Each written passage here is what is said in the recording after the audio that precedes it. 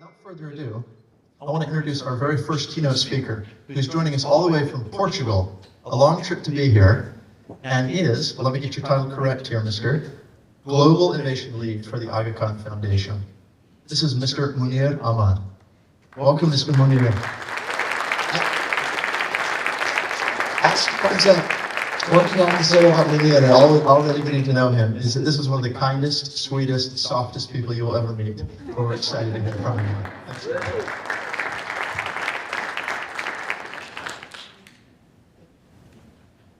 Thank you very much, Tanner. I never imagined that I would give a talk after Don Norman, so this is a remarkable moment in my life. So, I want you to close your eyes for a few seconds and imagine when you were 16 years old. I can imagine that you had your dreams about the life you will build, dreams about the career. Maybe you had a dream to meet Don Norman in person. I'm sure your life was full of hopes for the future, with a sense of freedom, a sense of endless possibilities. But those dreams are not the same for everyone. Now imagine if this was your reality. This is a picture from one of the places where the Aga Khan Foundation works. This is Syria. For young Syrians, they also had their dreams. They used to go to school, they played sports, they celebrated birthdays before their country was torn apart by a decade of war and conflicts. To paint you a clearer picture, Syrian youths today, 90% of the population is living below the poverty line. And in a country where people barely can find enough money to eat, if you look at the unemployment rate, especially around among women, is a shocking number. So these youth, their lives are very difficult to predict. They live in an environment that they can't think about their future. They don't know how their lives will unfold. So if you were living there, would you still have hope for the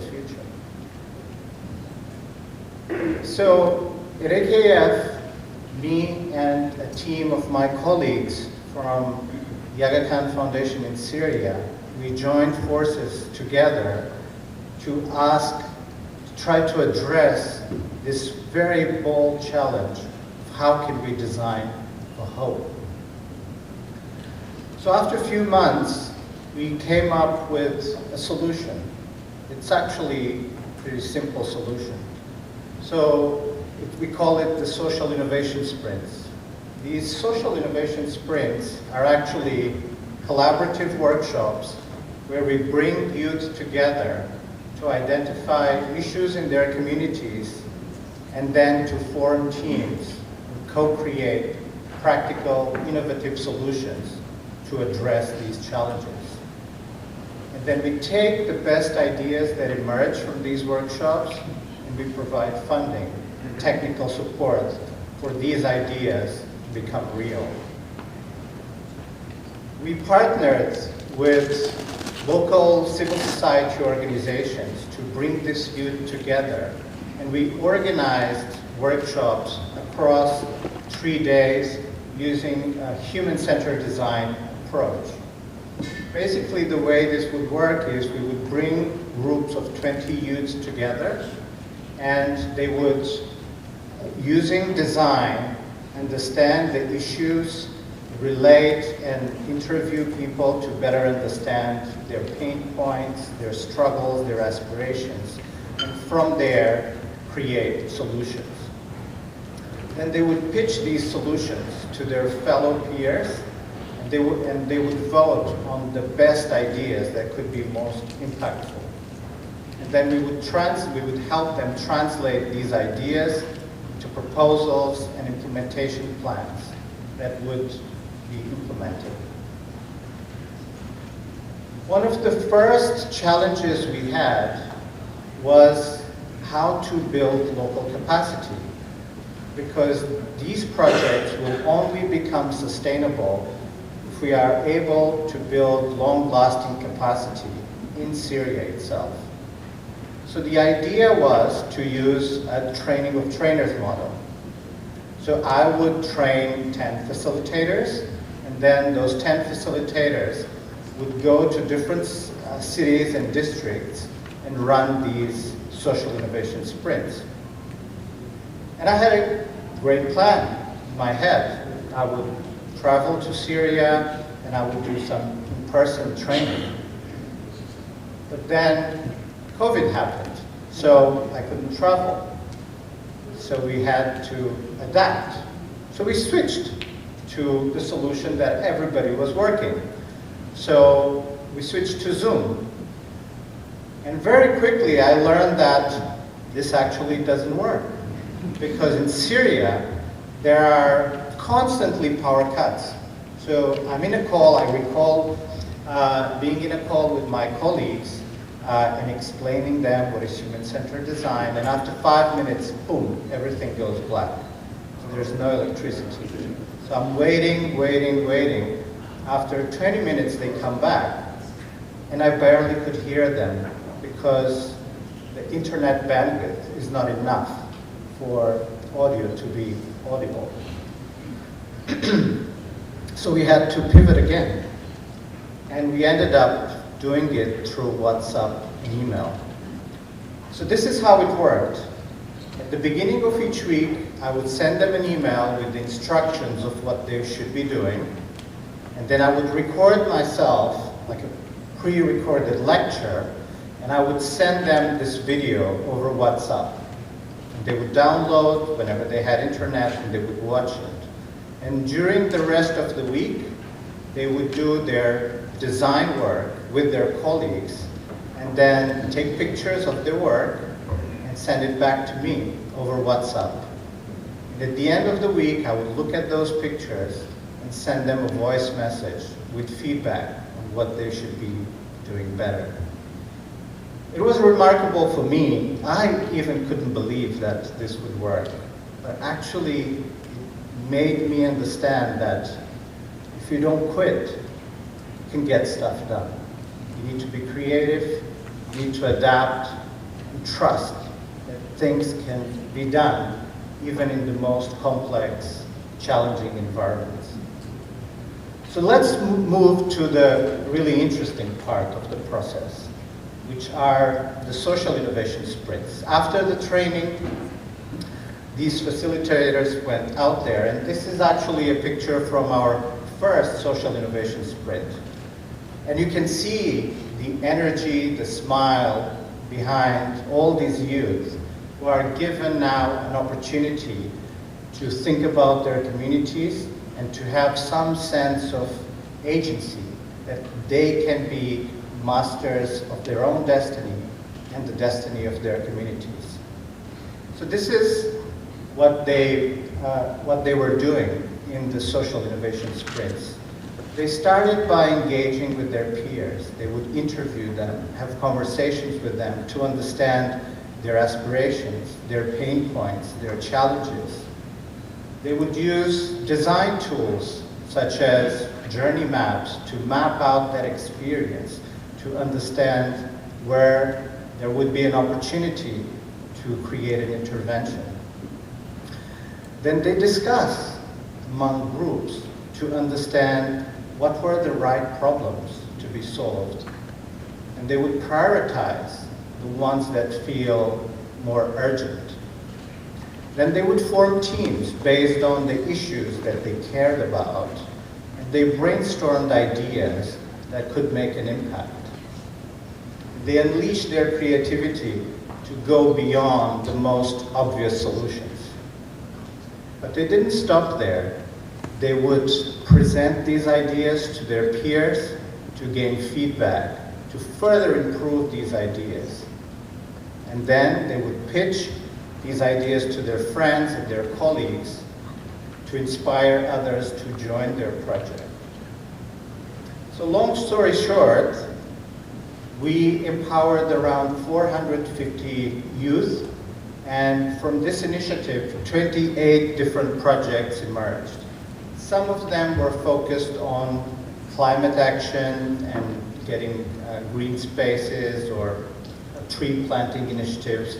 Some were focused on providing skills training. So you can see here in the picture, there's a training around robotics, 3D printing, how to become a blogger. One of the big issues in Syria is about transportation because there is no fuel. Out of this project, a social enterprise emerged with electric tuk-tuks. So a number of different amazing projects emerged. I could talk about these projects for hours, but today I'm going to focus on one particular one, which was very inspiring to me. This is about a group that came together to tackle the issue of lack of accessibility for differently abled people in public parks in Syria. And this might not seem like a big issue, but in Syria, over 30% of Syrians are in a way or another disabled. Due to the war, this has torn apart this country. And this is what a public park looks like in Syria. You can imagine how difficult it is if you are in a wheelchair to move around and enjoy this place. And actually during COVID time, this was the only place where people could go. There was no other place. So this team really asked themselves, gave themselves this challenge. How can we reimagine public parks to be inclusive for all? So they started by redesigning pathways for accessibility. One of the interesting insights was that people with wheelchairs could not sit next to their friends. So they created these inclusive seats that would allow people in wheelchairs to sit next to their friends. They created pathways for blind people to be able to walk independently. They also repurposed old tires into rest seats for the elderly. They even designed a special swing for people in wheelchairs. But they didn't stop there. They launched a campaign to change mindsets and perceptions about people with disability. You can see here in the picture, they have a sign saying, "Don't tell me what I can't do." This initiative, called the Yes We Can Project, transformed public parks into truly inclusive places. And this group is now partnering with local municipalities to scale this to other parks. I believe this is a story that reminds us that when we empower people to be agents of change for their own future, they can do it. And I want to close this talk by bringing a speech from His Highness the Aga Khan, where he says, "We have an opportunity and responsibility to assist people and communities to construct strong, resilient foundations to ensure sustainable progress and lasting positive change, and to support and lift the hopeful voices. This can most readily be accomplished when government, the private sector, and civil society institutions work together to create an enabling environment where people can plan and build for their own future and for future generations of their family." I believe one of the biggest lessons I've learned through this initiative is when communities are empowered to innovate, they find the best answers to their own problems. Today, I asked you to remember how you were when you were youth. But it's also important to remember that for many youth around the world, this spark of hope, of possibilities, is denied to them.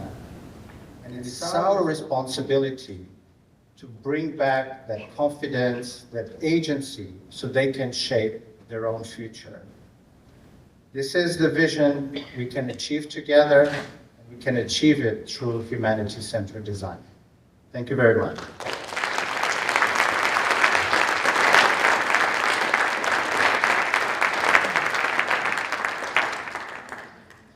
What a positive voice in a place of challenge. Thank you so much, Munir. One of the things that strikes me most about Munir's work is his application of some of the most traditional foundational design thinking kinds of activities in a place with challenging issues. I think of those sometimes as product design, something that a company might do for profit, but the strategies don't change.